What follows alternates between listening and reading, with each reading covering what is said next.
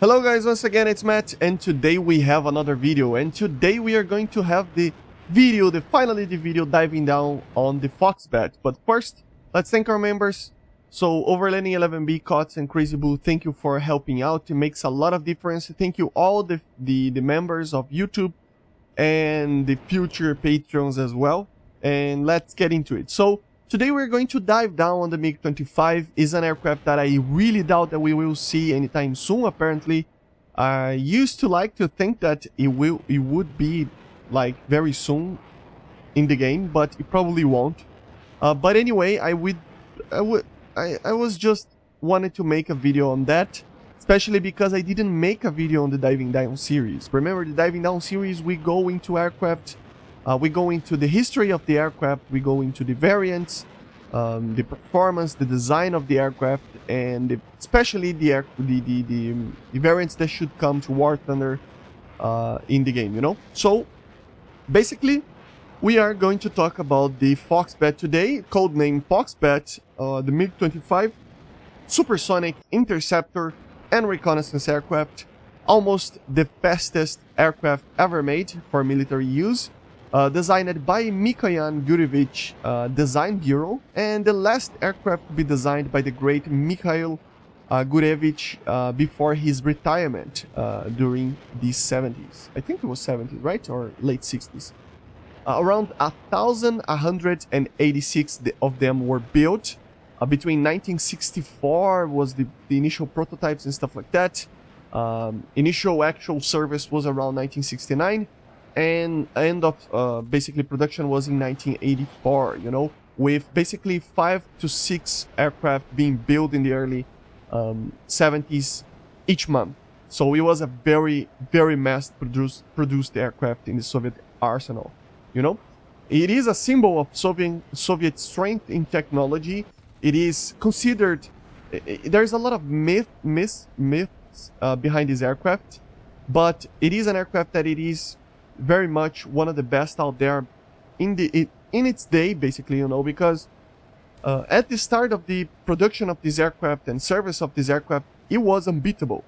But then obviously after the middle of the 70s and more advanced stuff like the F-14 and F-15 and stuff like that, it started to become kind of obsolete, and then it was substituted for the Foxhound or the MiG-31, which I'm going to be making a video on that as well in the future, okay? So let's get to the history. This was what it is, you know, so let's get to the history. Then we are going to get to the design and performance. After that, the variants and the variants for War Thunder at the end of the video, okay? So the history of the Foxbat, which is the NATO name for the MiG-25, begins in the late 50s and early 60s, you know, when the U-2 spy planes of the US were flying over the Soviet territorial airspace. Remember, they were actually invading the Soviet airspace. And there was a problem with that because the S-25, which was the main AA system back in the day, it was very limited, you know, it was an early 50s design, I think.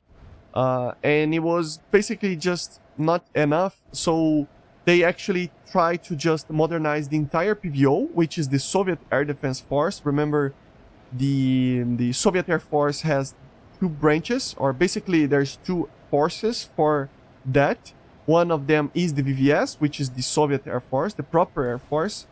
And then we have the PVO, which is the Soviet Air Defense Force. The objective of the PVO is to defend the airspace of the Soviet Union with AA systems, SAMs and stuff like that, early warning radars and all sorts of that, AWACS and stuff, and together with aircraft as well, so interceptors and fighters and all sorts of aircraft, okay? So the S-25 wasn't enough, and early 50s, basically interceptors were not enough as well. Even with the MiG-19, which was one of the best aircraft in the mid-50s, you know, still wasn't capable to properly shoot down an U-2 because the U-2 flies so high. And yeah, of course we are talking about late 50s and early 60s. So during that time, an entire modernization of the PVO was happening, with the S-75 becoming in service, you know, which was the aircraft that first shot down the U-2, you know. And obviously also aircraft, so the MiG-21, the Su-9 aircraft like that, and the old Yak-25s and MiG-19s were becoming obsolete a little bit in that sense, you know. So yeah, but the modernization could not be halted, you know. It should continue for like all eternity, basically, because that's how technology works. You have to always improve and improve and improve, you know. So even with the S-75 shooting down the U-2 in 61 of the Francis Gary Powers one, you know, it was a major thing that one of the U-2s were shot down. Many, I think it was 2 or 3, I don't remember. Eventually, you know, not only in Soviet airspace. And in Cuba, it was also shot down by S-75s, if I'm not mistaken, as well, in the 50s and in the 60s, yeah. So yeah, but it was not enough, you know. As I said, the Yak-25, MiG-19, they were not the best thing ever, and the MiG-21 and the Su-9, they were incredible aircraft, but they have a very bad problem: range. Okay, interceptors need to have a properly good range, and the MiG-25 and the Su-9 especially was a very, very good interceptor, but the range was very limited due to its engine. It consumed a lot of fuel, and it was just a very amazing aircraft in performance, but it lacked that, you know. The Su-9, remember, is just the same idea behind the Su-7 in the fuselage, but with a delta wing. So it is an aircraft like that. So from 1959 and 60, 61, they were starting to develop the next generation of interceptors for the PVO, you know. That was the initial idea. Both Sukhoi and Mikoyan were designing that. They were trying to get better, faster, and higher altitudes flying aircraft, you know, to deal with such a threats of bombers and reconnaissance aircraft. Remember, if the U-2 was in service in 1960, they knew that something was coming that was going to fly even higher and even faster, and yeah, it would be a problem. Sukhoi began to design what it became the Su-15 later, you know, together with the modernization of the Su-9 called the Su-11. And Mikoyan started to design the MiG-25, you know. Not the exactly MiG-25, but still. In 1959, we already saw some sources that said that they were already doing prototypes, drawings, you know, but still. They started with the Mikoyan. We're going to focus on Mikoyan, obviously. They started with the YEM 150 and 152 prototypes, okay? These are remarkable jets. They were made to use the R-15 engine, which is an incredible 101 kilonewtons of force engine, you know, in full afterburner. And it was to use the K9 missile, which is, if I'm not mistaken, a variant of a Sparrow missile or something similar to that. Or the R4, which is a missile that was going to be used on the Tu-128, together with the RPS, which is the same radar as the Tupolev 128, this Merch, which was a very, very, to be honest, bad radar. We're going to talk about it later, the radar itself, but initially had around 100 kilometers of bomber-sized targets, a little bit less, actually. It was around, for a Tu-16, it was around 80 kilometers of range in these years, you know. And a max tracking range was 50 kilometers. The missiles were around 10 kilometers of kill range in general, but the R4 could hit targets to 32 kilometers depending on the altitude, okay? So basically the max range would be around 35 kilometers, and the effective range of these missiles are around 10 kilometers. So they are kind of similar to the AIM-7C, AIM-7D, missiles like that, you know? I mean, it's early 60s technology, so yeah. These prototypes, the 152 and 50, they were not successful to actually make it to production, you know, but the tech that was made in these aircraft were used in the MiG-25 later. It was basically a funny looking larger MiG-25, you know. And in 1962, around 1962, the Soviets already knew that the SR-71 was already being produced, or actually they knew about the A-12, you know. KGB was very efficient in getting into Soviet American territory and factories and stuff. So yeah, they knew that the aircraft was coming.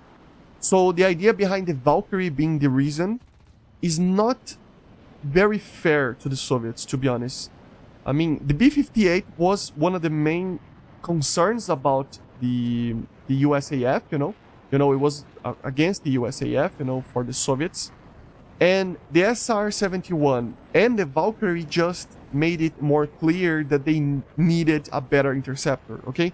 So basically, the idea behind modernization, it's not... MiG-25 was not meant to be a counter to the Valkyrie, okay?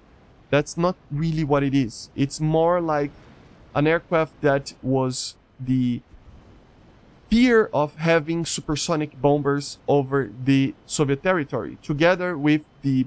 This was like in 1969, 59, 60, 61. But in 1962, as I said, they discovered the SR-71 and the Valkyrie as well, that they were being produced. And with that, then it was just confirmed that the MiG-25 was needed. But the MiG-25 design already have been started in 1959. So they already were starting to produce that before they knew that the Valkyrie and the SR-71 were even a thing. So it doesn't make sense to actually make it so that the MiG-25 just existed to counter the Valkyrie. It's not very fair, it's more like the idea of modernization of the Soviet PVO force, So yeah. As I said, since mid-1959, the drawings started, with the story starting probably with the idea from Mikoyan himself with his engineers. The idea was to build something with the idea of the A5 Vigilante in mind, but much better and faster, to be able to fly at speeds exceeding 3,000 kilometers per hour. So Mikoyan and Gurevich, basically, they were just looking at the A5 Vigilante that the Americans had and decided that that was actually a good idea for an interceptor, and maybe something similar to that would be ideal, It doesn't mean that the A5 was stolen, it just means that the idea behind the A5 design made it into the MiG-25, inspiration, basically. The idea, basically, to have a similar to an A5 Vigilante aircraft exceeding 3,000 kilometers per hour aroused the PVO and the government for the interceptor, mainly, and actually aroused the VVS for a reconnaissance platform as well. The requirements were pretty similar between the PVO and the VVS, so basically 20,000 meters of altitude at least, and top speed of around 3,000 kilometers per hour. And in 1960, an agreement was made to try to make such an aircraft. Funny enough, this is before the U-2 was shut down in 1961. So, as I said, they already knew that the Soviet Air Force and the Soviet PVO needed a better interceptor before the Valkyrie was even a thought in the Soviets' mind, okay? In 1961, so 1 year before the Soviets actually knew about these amazing aircraft, about these as the Blackbird and the Valkyrie, the Communist Party of the Soviet Union issued the directive with the Council of Ministers to track Mikoyan Bureau to go ahead and make the EM-155 prototype, being the P variant, the interceptor, and the R variant, the reconnaissance. They decided to use the R-15B-300, same as in the EF-150, so the old engine. They thought about using the RD-17 engine, but it was only made for heavy bombers like the M52, MatAWG, I think it's called. Many systems were used from the 150, like computers, comms, IFF, data links. Remember, the Soviets had data link systems for GCI control and help with the aircrafts, ejection seats, air conditioning, and more, everything came from the EF-150, with the initial idea was to use a better version of the K9, a missile that was basically a reverse engineer Sparrow in initial ideas. But instead they choose the all titanium built K-40, later called the R-40 missiles, coming in two flavors: the T variant, which uses an IR guidance, you know, and the R variant, a radar guidance with the semi-active homing, radar homing in mind. The combination of these two missiles, type of missiles, were to be less prone to enemy countermeasures depending on if he had flares or chaff. So yeah, the T would be able to lock at any angle depending on the aircraft that it's firing, being an all-aspect missiles and one of the first in basically in history, you know. High-flying targets such as the SR-71, for example, basically the T could see it from far away just because the amount of heat that thing produced fly that fast, you know. A cannon was proposed many times, but it was never adopted, and the R would only carry a lot of cameras, of course, instead of the radar, the R being the reconnaissance that I said before. And it would already have flares and chaff, which it is funny. I mean, 1961, and they are already thinking about it. They even considered a swing wing design for the R version as the 158, with the idea being able to take off from 400 meters in dirt roads, you know. So it was kind of crazy, but yeah, it was never realized. The first R version was rollout of the Moscow plant number 155 in December 1963. 2 years later, from the first, 1 year and a half later than the first drawing the proper, you know, government approval, you know. And it first flew in March 1964. It had some problems with the rolling transonic speeds and some other problems that it had, but they were corrected and fixed for the production versions. 1969, State Commission approved the E-155R as the MiG-25R. And the P variant came into production in summer 1964, and it first flew in September of 1964 also. The design was very similar, but without the cameras on the nose and giving it the radar, this March 1A radar, A1, yeah.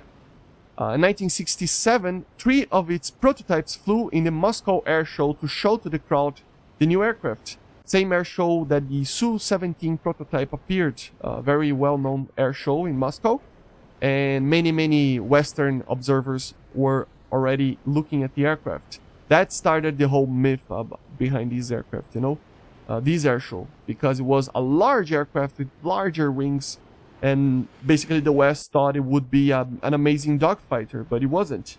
And they basically overreacted to it and built the F-15. So yeah, pretty funny, but made it so that the MiG-25 actually had a very good name until the Belenco's defection in 1976, if I'm not mistaken. After that, the Americans saw that it was, quote-unquote, just an interceptor, and with that, not a dogfighter, you know, and with the community and people in the internet and stuff like that, the MiG-25 name kind of was thrown into the mud in the Western society, which is very weird because this aircraft was never meant to be what the US thought it would be. But because of that, and the way that they overreacted to it, the aircraft has a poor name today. The MiG-23 also suffers from that a little bit, and the MiG-29 in its BVR capabilities as well. In 1969, the MiG-25P also entered in service, and many records were broke with this aircraft and its prototypes. Some of them were basically the incredible Mach 3.6 over the Middle East. There are some controversy over that one because it is over the equator almost. And NASA actually said, or NASA or USAF said that it's easier to pass to those speeds in the equator line, but nonetheless it reached the Mach 3.6. A record in altitude was set in 1973 with the amazing 37,000 meters in a zoom climb. And during the Belenco's defection, the aircraft suffered many upgrades, including a new radar and tech coming from the MiG-23, you know, and many more stuff, including better missiles, countermeasures for all the variants and stuff like that. In the late 70s, it was also used as the testbed for the MiG-31 systems as the radar and missiles, which led to the proper MiG-31. entering service, you know, in the late 1979, 1980, you know. And basically, this is the story of the MiG-25. It was an aircraft that was basically one of the best at its time. I mean, it entered the service in a time that the F-4E, without flares and only with AIM-7Es were flying. So it is an aircraft that would outpass and outrun and outclimb every single aircraft, just matching with the SR-71 and the SR-71 beating him into certain things. You know, remember this aircraft, it was built, and let's start to talk about the design and the performance, right? But it was built basically around the idea of mass production, you know? And titanium, a lot of people complain about this aircraft not being made out of titanium, which is the SR-71 is. And the thing is, in the 60s, man, especially in the 60s, it was very, very hard to actually bend the titanium and mess with the titanium in a way that you can actually use it for mass production. It would take too much time to build the aircraft, you know. So they decided to use basically a stainless steel frame, you know. So it kind of has a bad name for that as well, which is kind of odd because there's like literally, what, 2 aircraft that are almost 100% built by titanium. So it's complicated. An aircraft such as the SR-71, the pilot was almost an astronaut due to the way that the systems work and due to the way that the aircraft is. It took time to make the aircraft work, and the maintenance was very expensive, and it had a very interesting engine design. But the MiG-25 was made to just sit around on the airfield, and then you click some buttons, the engine turns it on, and you go fly and kill somebody, you know? So it's a very different design philosophy. I'm not talking trash about the SR-71, but remember, the MiG-25 has a very different philosophy from anything that the Western had seen on that occasion, okay? About 32 of the SR-71s were built. Around 1,200 of MiG-25s were built. So there's not much comparison to them, okay? Even though they are kind of the counter to each other, or more or less, the MiG-25 is the counter to an aircraft such as the SR-71, but still, it's not very comparable and very fair to compare in certain situations. So yeah, but the design itself was a high-wing aircraft, you know, with only one seat in the R or the P variants. A very large and heavy aircraft. The tonnage of it was around 20,000 kilograms empty weight. So it was, it was heavy. But it had the R-15s, the same engine that I told you before, with the production version having around 110 kilonewtons each engine. It was a very, very reliable engine, to be honest, for the time. It didn't have any type of problems with overheating or anything like that, as you see on the many flights that they did over the Middle East in higher temperatures, over Mach 3.2 or in general Mach 2.3, you know, over the desert. At high altitudes, never got a problem with that. The aircraft, many myths. As I said, this aircraft is problematic in the myths. There's a myth that said that if you go until 3.2, the engines would burn. And that's just a lie. Basically, there's no official source, or not official, but there's no proper source to say that. You know, many manuals say that the aircraft can get to 3.6, but they had limits to just safety limits, like any aircraft have, you know? So the MiG-25, you know, as I said, it can go past Mach 3, 3.2 if you wanted to every single day. But in peacetime operations, the doctrine mandated that the aircraft should be flown until the max speed of 2.8, just because of service life of the fuselage, not because of the engine. So yeah, this is the only official or proper source that I could find on problems with the engine, but it's on problems with the aircraft, but it's not even a problem, you know. They knew that at 3.6, Mach 3.6, the canopy started to melt a little bit and the fuselage would start to overheat a little bit. So that just to not mess around too much with the aircraft, trying to make it last long. In peacetime operations, the max speed was around 2.8 with these engines, you know. But in war times, or trying to manage a 3.6 Mach record, like I said before, they normally put the aircraft to the test and went for it, you know. Many times it was clocked at class Mach 3, you know, over the desert, as I said. So basically means that the aircraft itself could hold its ground, and many countries have this type of doctrine limits, you know, of just not being able to pass these limits if it's peacetime, and if you really need it, you could it in certain situations. So it depends on the mission, depends on the many things, you know.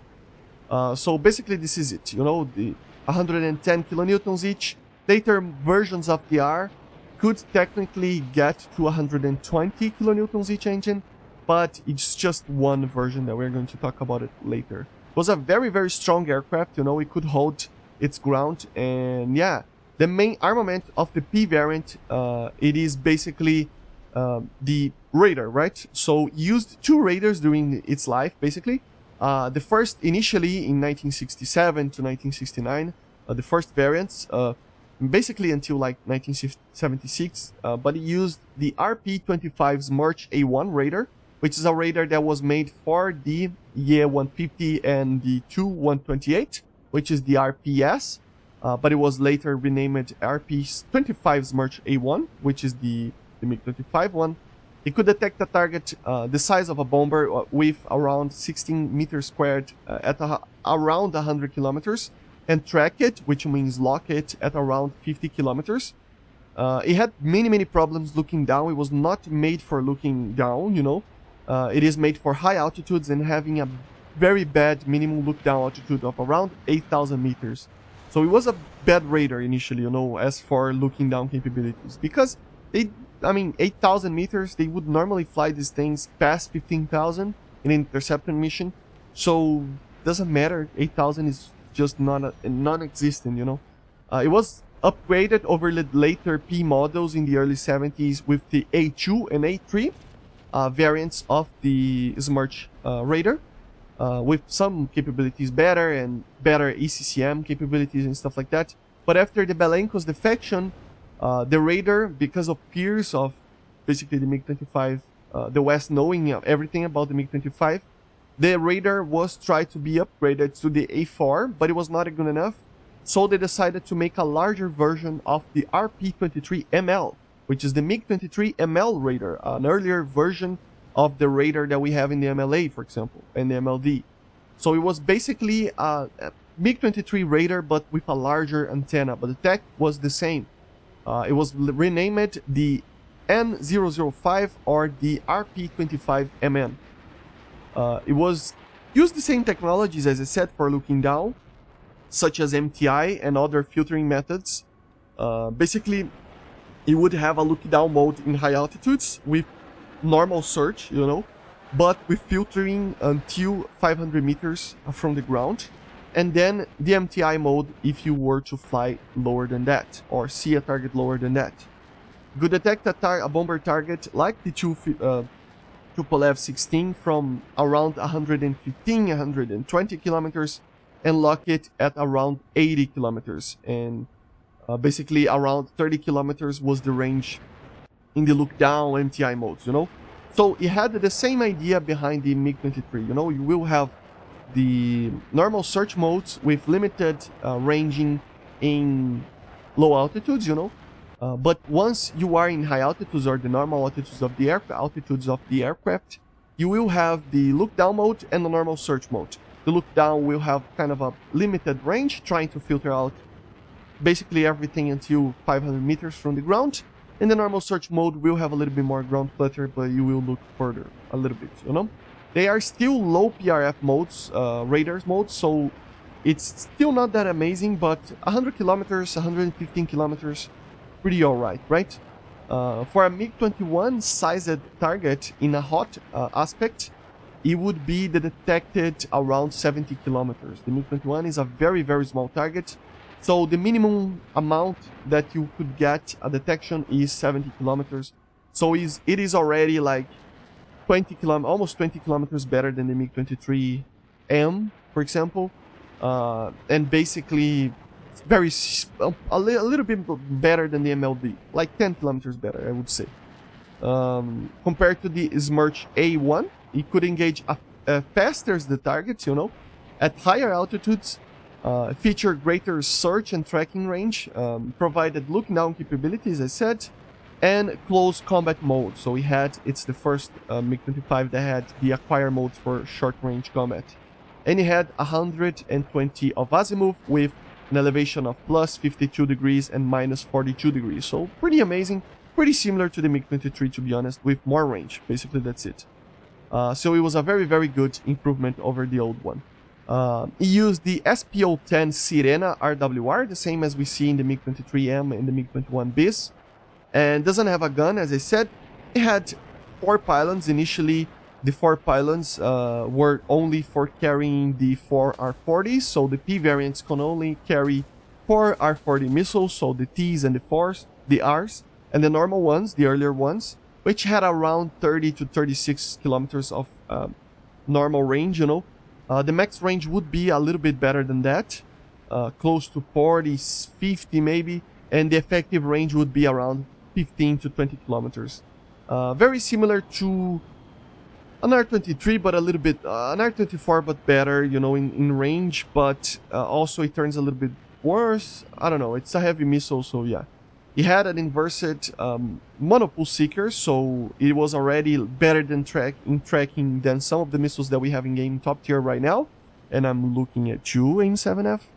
And the G limits were 24 Gs, same as the R-24. This is the old one, so it is basically a heavier R-24. You would only carry 4 missiles, you know, so it's kind of problematic. With the PD aircraft after 1976-77, with the new radar and stuff, you could carry the better R-40 RD versions, RD and TD versions, which had around 60 kilometers of normal range. The maximum range, maximum amount of range would be in 20,000 meters, like 100 kilometers, but I wouldn't count on that. And the effective range would be around 20 to 30 kilometers, you know. So yeah, still basically the RDs and TDs would use the same seeker as the R-24, but larger as well, so it would make it a very deadly missile. Turning capabilities are basically the same, 24 Gs, but yeah, imagine an R-24 with a larger range and more energy, you know. Basically that's what the R-40 RDs are, you know. The R-40 normals would be a little bit worse, but not by much as well. And the R versions, just remember these P variants, they don't have countermeasures initially, so yeah, there's that as well. The R versions, instead of the radar, they had an oblique camera called the A70M and a general photo tint equipment, basically equipment for reconnaissance, with a 1,300mm lens, enabling photos from 22,000 meters. Could also carry jammers, ECM stuff, even IRCM stuff like the SPS-143 Siren system. And it had a very, very good navigation system. It was basically a mix between INS and radio nav. It had around 1 kilometer of mistake of navigation on each 1,000 kilometers of flight. So it was very remarkable navigation system at the time. Okay. The performance itself of the aircraft is really remarkable, especially in the early 70s, you know, with a service ceiling of around 24,000 meters when using 2 missiles in the P variant, and a max speed of around 2.8 to 3.6 depending on the many factors. The normal operation limit for peacetime operations is around 2.8, 2.83 to be more exact, but the aircraft could do a lot more depending on the combat situation, you know. The range was around 1,630 when at Mach 2.35, and ferry range was around 2,500 kilometers.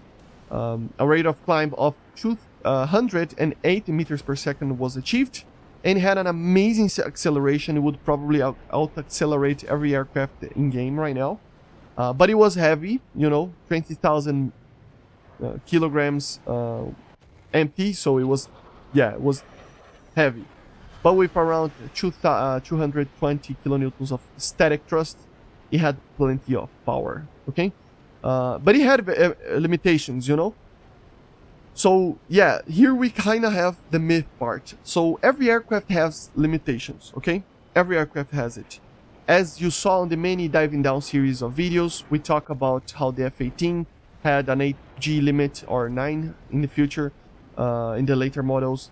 The MiG-23 MLD has an 8 and then 8.5 with the MLD. The F-14 has initially the 6.8 limit, and then after that it could only do like 7.3. But this is for normal operations, okay? And the MiG-25 is the same. It has a 5G limit in normal operations, okay? Due to having a certain problem with aileron reversals, you know? So it's not that it could not turn better than that. It can turn until like 11 Gs, 12 Gs, maybe even 13 in game, and then it would probably break its wings. Maybe a little bit more even. I don't know, because they never tested that, so I cannot say for sure, you know. So yeah, the actual rating that they tested was 11.5, but the aircraft was damaged. So I couldn't find how damaged it was. A lot of people say damaged beyond repair, but I don't trust that. Because some people even say that the 5G limit, if the aircraft put it 6, the aircraft would break, and that doesn't make any sense. In game, it would be around 7 to 8 Gs, the normal turns, and at low altitudes and basically low speeds as well, it would turn a little bit better than 7 to 8, but not by much, you know. So it is still a brick, but it's not that of a brick, you know. It is a brick, but similar brick-wise like the F-104, but you are way faster, kind of, and have a way better radar and way better missiles. That's the main thing, you know.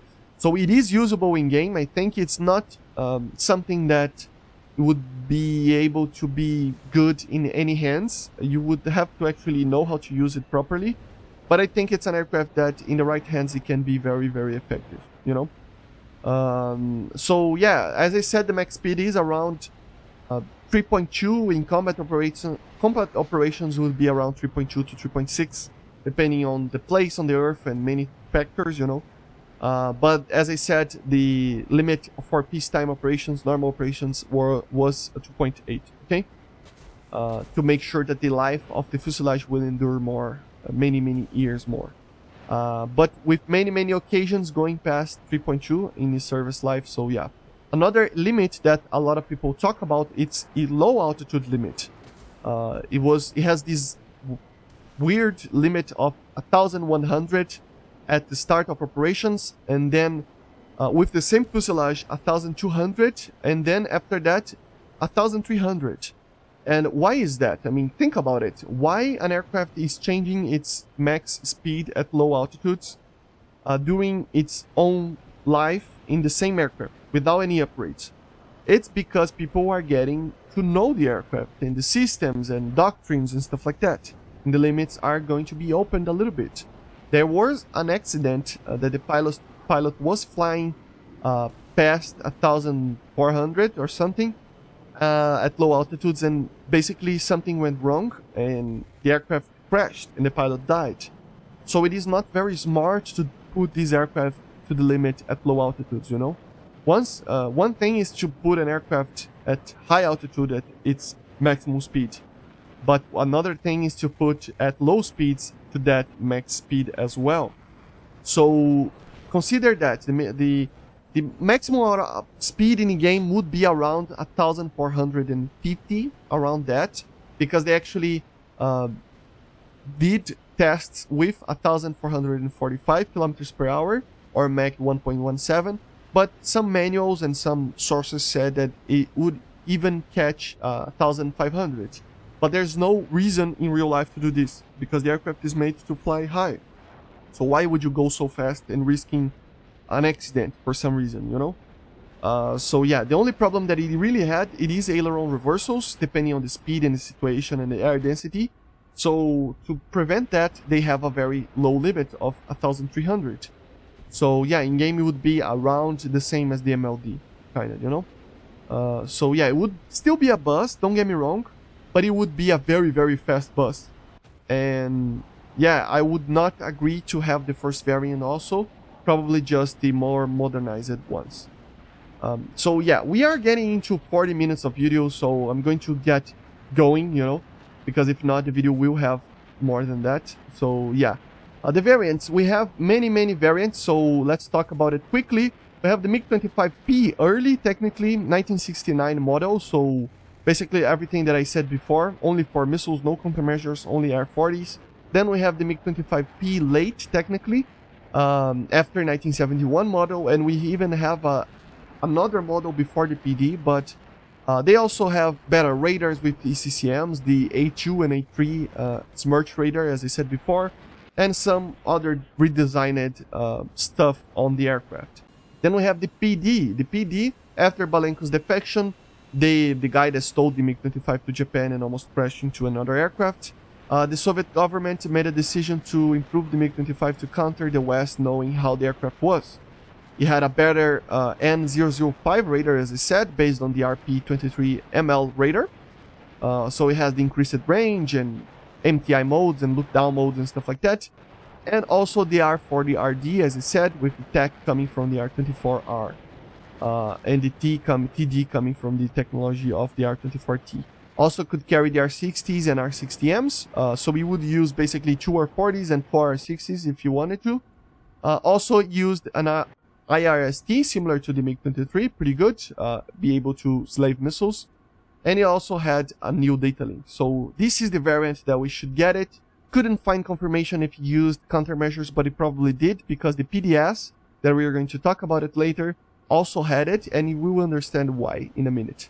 Then we have the MiG-25 PDE. Basically, after the Balenko's defection, as I said, they decided to sell the MiG-25s because there were no reason not to right now, right?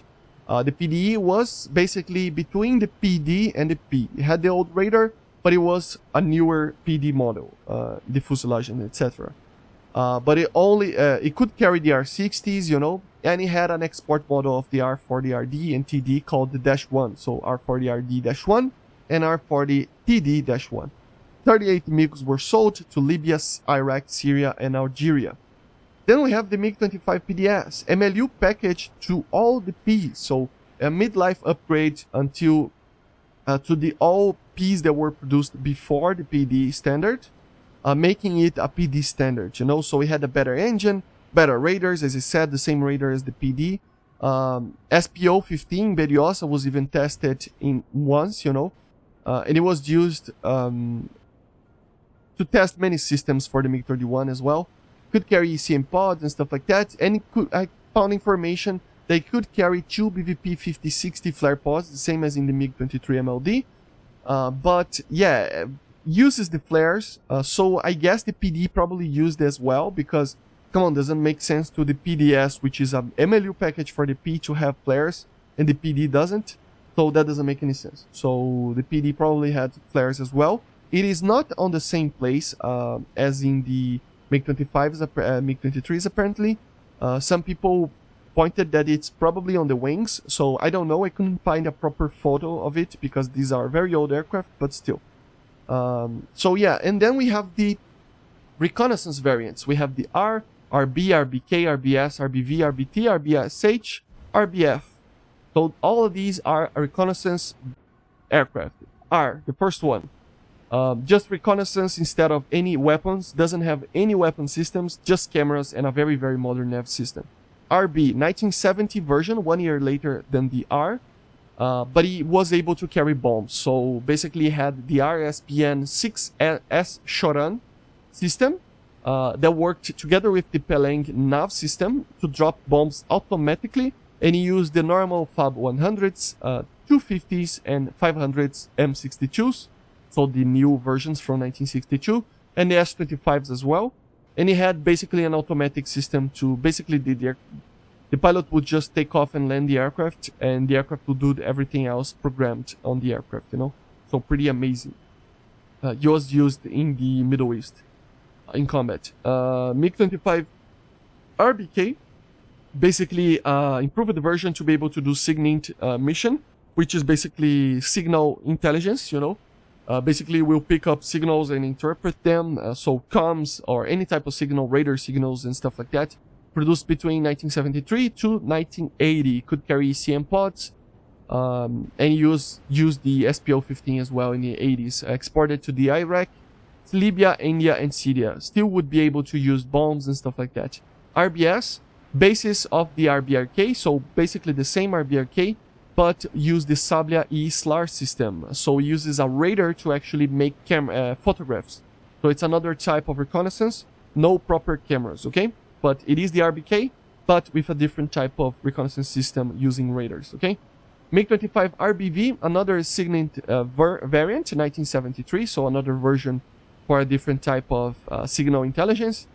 We have the MiG-25 RBT, more modern SIGINT variant, so signal intelligence from 1979, and it has even the possibility of pinpointing radars directly, you know. So yeah, pretty amazing. RBT was the more modern version of all of these in the late 70s, okay? MiG-25 RBSH got even more upgrades to the systems in 1981 for SIGINT and SLAR systems. So it is the ultimate version in the early 80s. And then we have the MiG-25 RBF MLU upgrade for the RBRK with the SIGINT systems and panoramics camera. So we had both of these type of reconnaissance systems, and it had even flares and stuff like that during the 80s as well. Then the last variant that we're going to talk about, because there's many more, but some of them are just prototypes or just, you know, stuff like that. So the MiG-25 BM, MiG OKB wanted to make a seed aircraft with the MiG-25. So they made a prototype of the YE-155K. It was basically the RBK adapted to the seed road with the SIG-M's target designator and the KH-58U anti-radiation missiles, as well as the SPO-15. This was during the 80s, okay? Had jammers as a pylon option, and he used the R60M for self-protection as well. He also used bombs and pylons and stuff like that, you know. Had a more powerful engine with around 120 kilonewtons each, and it was more fuel efficient. First flight in 1977, production between 82 and 85 for the build. So this is the more advanced version of these B kind of things. So yeah. War Thunder variant. So the variants that we should see in War Thunder. I don't think that the P variant should be in the tree, you know. But the idea is after the MLD, obviously the MiG-23 MLD, or an interceptor line that starts with the Yak-25 maybe, and it ends with the Su-15. So Yak-25, Yak-28P, Su-9, maybe the Su-11, Su-15, Su-15 TM, and then we can see the MiG-25 PD probably there. So the PD would be the main variant and probably the only variant for the normal Tech 3, to be honest, okay?